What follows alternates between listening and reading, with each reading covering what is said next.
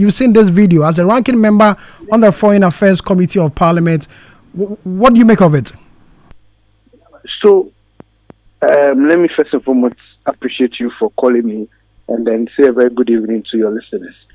I mean, our position, my position, that of the minorities' position on this matter is one that is known.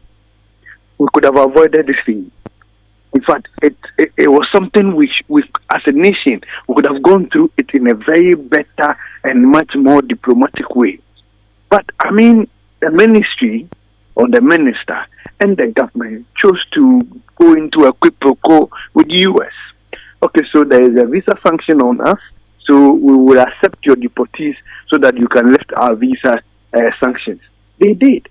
But you see, they have the numbers. Ghanaians have voted for them. But the minority, myself, my ranking, Honorable Abujinapo, we insisted that, look, bring the documents to Parliament, bring the agreements to Parliament, so that we even get to know what role is Ghana playing. What are we expected to do when the deportees get to Ghana? What is our role?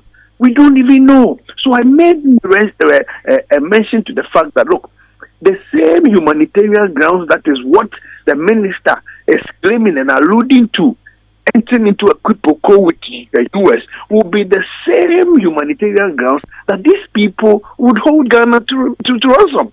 And that is what is happening.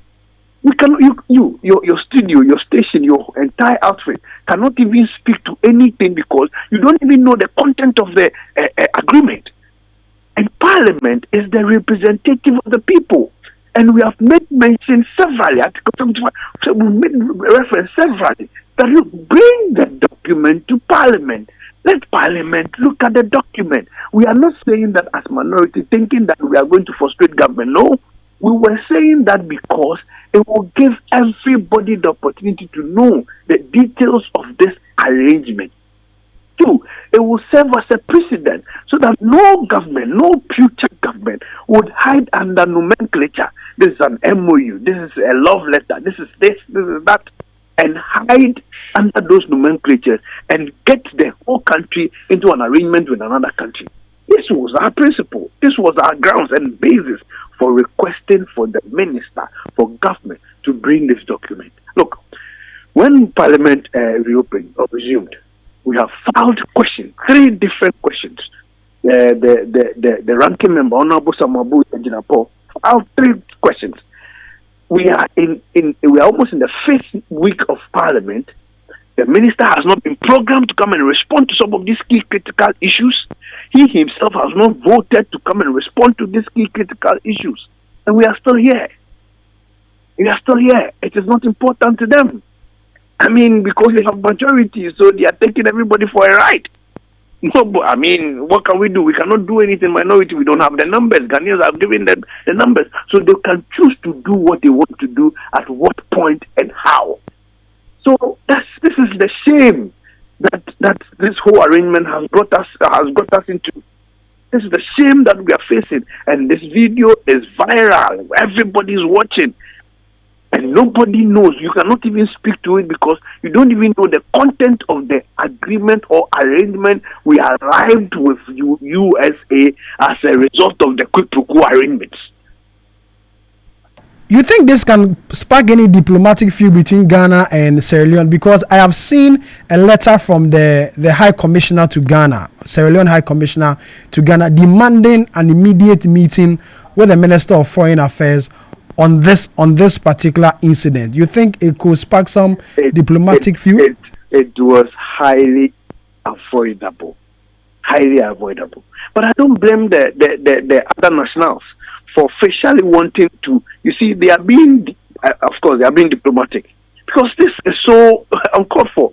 They are citizens, Nigerian citizens. He is saying he will not take his citizens. The Sierra Leone could have taken their citizens. Togo, other Africa, West African countries, they could have taken their own citizens. They didn't take their own citizens. You want to take their citizens for them. And when you take their citizens for them, you treat them anyhow. What is the point? And you see, most often than not, when these people have issues with ICE in the United States, they go for lawyers. So the lawyers take time to run through these issues at the courts in the states, and some of them largely wins the case with the states, the United States. So when you bring them to Ghana, or when you take them out of the jurisdiction, it's a whole worry to them. In fact, you have caused a whole lot of discomfort to their whole legal marathon they are going with the United States. So most of their countries decide not to take them. And it has happened before. Ghana has rejected some of these deportees before in 2019. We've done that before. So what is the grounds? This Pan-Africanism, this humanitarian, ended up getting to know that it was nothing about Pan-Africanism, it was nothing about humanitarian, but it was a quid pro quo to the United States to reverse the visa arrangements.